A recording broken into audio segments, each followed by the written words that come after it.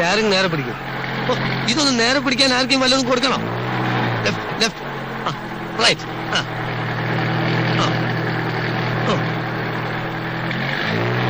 എന്റെ അമ്മേ, സാറെ അനാവശ്യമായിട്ട് സ്റ്റാറിങ് അങ്ങോട്ടും ഇങ്ങോട്ടും വെട്ടിക്കരുത്.